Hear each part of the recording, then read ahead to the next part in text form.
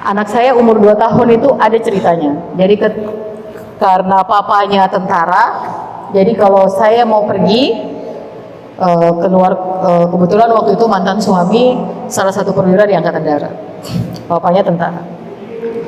Jadi kalau saya mau pergi dinas keluar kota, tugas kantor,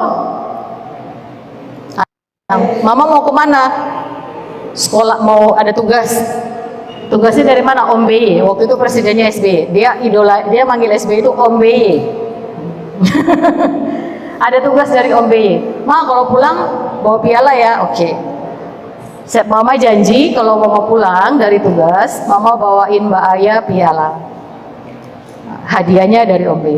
Nah, mau dia, tapi dengan syarat Pak boleh rewel, mau diarahkan apapun sama bibi, sekolah yang rajin, nanti mama cek tiap saat, makan, minum susu. Iya. Udah? Itu terjadi terus menerus. Tiba saat saya di penjara. Saat saya di penjara, seminggu sebelum saya ditahan, saya sudah ya adalah namanya kita pejabat negara, dikasih tahu lah, kayaknya sepertinya pemeriksaan minggu depan itu sudah nggak pulang. Ada? Saya bawa anak saya dengan berat hati, saya bawa ke neneknya di Jawa Timur, dan saya lepas di sana. Setelah itu saya di Jakarta. Berat nggak? Berat. Ini nggak ringan, ini nggak main-main. Ini drama yang sangat serius dalam hidup seorang perempuan muda dan seorang ibu. Ini nggak main-main. Ini tidak serendah ujian kalian. Ini tidak serendah makian orang tentang koruptor. Ini jauh lebih berat. Udah, setelah itu anak saya tinggal di Surabaya. Mbak Aya, kita lama tidak akan bertemu. Mama akan menjalankan tugas yang lama. Kalau papa sekolah seskonya 3 bulan, mama mungkin lebih dari 3 bulan. Iya nggak apa-apa, pulang bawa piala kan? Iya, pulang bawa piala. Udah, kembali saya ke Jakarta, besoknya dipanggil dan ditahan. Waktu berjalan, saya jalani hukuman, anak di dalam kita bisa curi-curi pegang handphone. Bisa curi-curi, asal nggak ketangkap sidakan. Kalau ketangkap ya udah nyerah risiko kan, nggak ada yang balik. Ya saya telepon atau kita dikasih kesempatan telepon sore di kantor lapas 1 jam dalam sehari. Saya telepon setiap sore itu saya telepon sekolah mah cerita, mama kok lama sih, papa aja sekolahnya cepet loh, padahal papa tentara. Mama emang sekolah apaan sih, lama banget teh. Mama sekolah kan beda. Pangkatnya mama sama pangkatnya papa kan beda. Pangkat mama kan lebih tinggi. Mama kan sama dengan presiden, sekolahnya lama. Papa kan masih di bawah mama. Terus, oh iya, ya udah. Tiba saat dia SD kelas 5 kalau nggak salah. Kelas 5 apa kelas 6? Dia kirim voice note di handphone saya. Ma, aku udah bisa lihat YouTube. Aku udah bisa lihat Google. Aku udah tahu mama nggak sekolah. Aku lihat foto mama di balik terali. Ma, aku nggak apa-apa. Aku tahu siapa mamaku. Tapi aku hanya ingin kejujuran itu datang dari mama, bukan dari orang lain. Voice note. Udah, saya telepon. Iya, mama di penjara.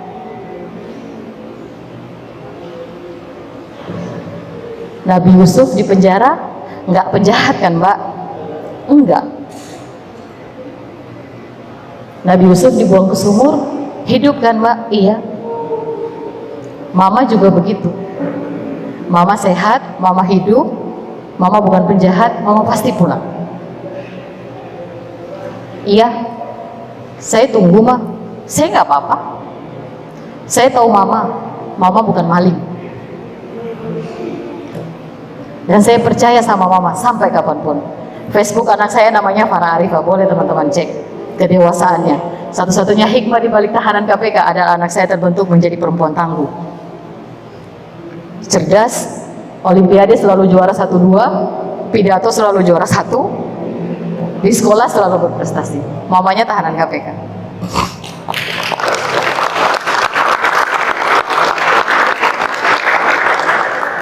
Lalu setelah itu diejek sama teman sekolahnya.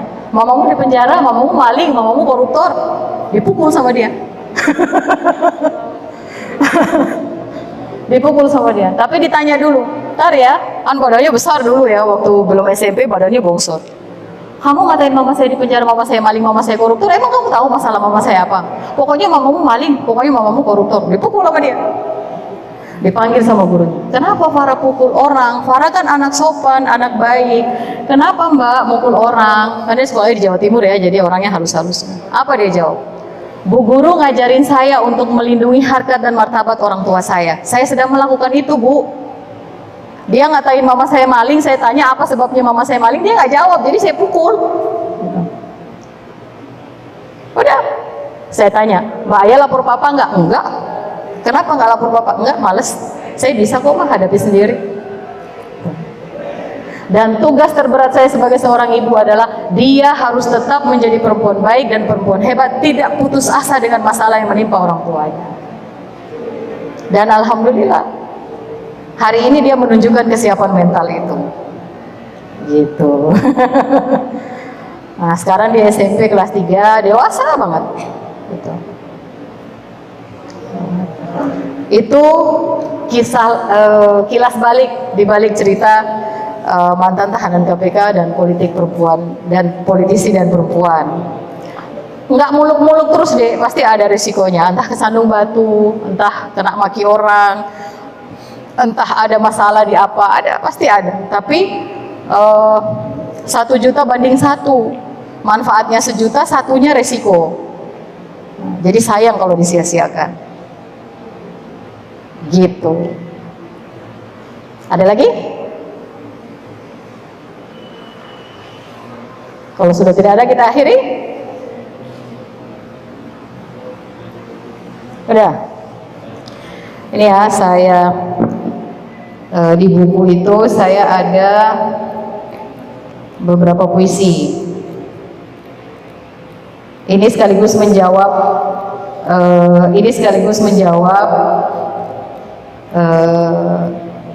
hal seluruh pertanyaan mengganjal di hati teman-teman. Pastilah kalau teman-teman bisa mencerna bait demi bait dari puisi ini, pastilah terjawab seluruh negatif dan positif yang ada di pikiran teman-teman malam ini.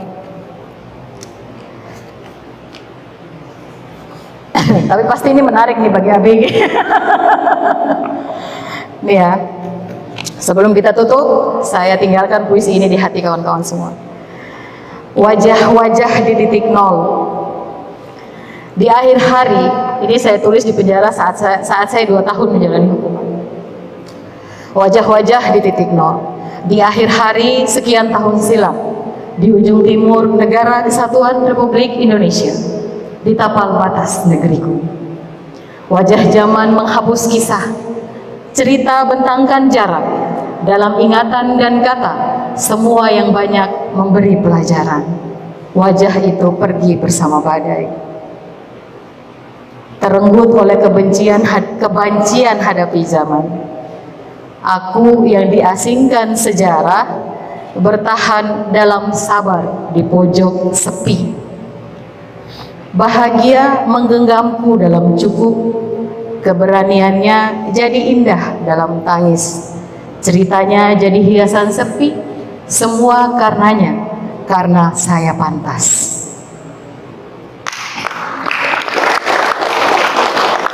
Ada lagi nih, pokoknya khusus untuk adik-adik semua, saya bacakan semua puisi yang ada di buku ini. Sedikit tapi setia.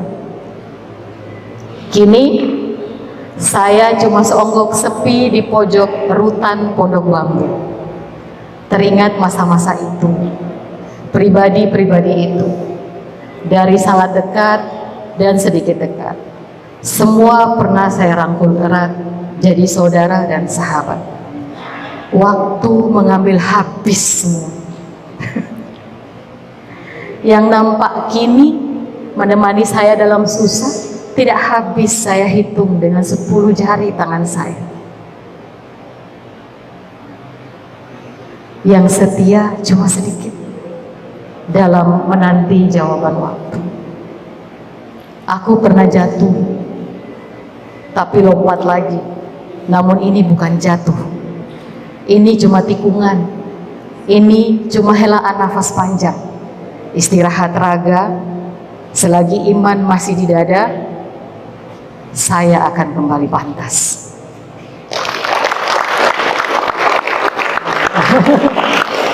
Ada host ganteng di belakang itu, pasti dia resapi ini puisi.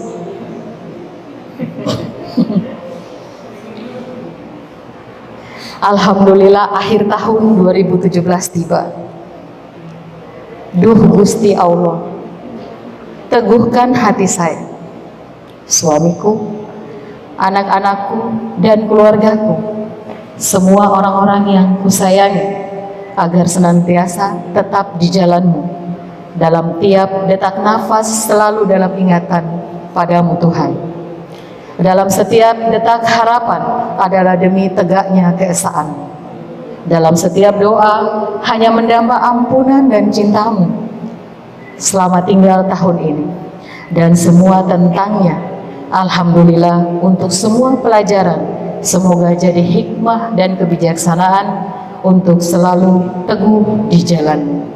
Doa di akhir 2017, jelang-jelang pulang. Selesai.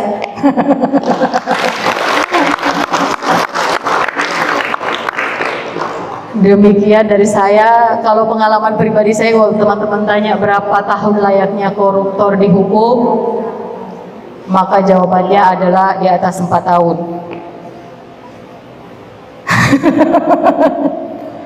Tapi bukan untuk menghukum dia yang maling, karena yang dituduh maling belum tentu maling. Tetapi untuk menyiapkan mental dia untuk kembali pulang bertarung. Saya bilang sama teman-teman saya yang politisi, kalau Anda belum merasakan penjara, Anda masih prematur sebagai politisi. Karena di penjara itu kita bertemu dengan semua orang, dengan semua masalah. Kita berlepas diri dari seluruh keakuan kita tentang diri kita di luar sana. Banyak yang lebih berat bebannya dari kita. Banyak yang lebih besar masalahnya dari kita.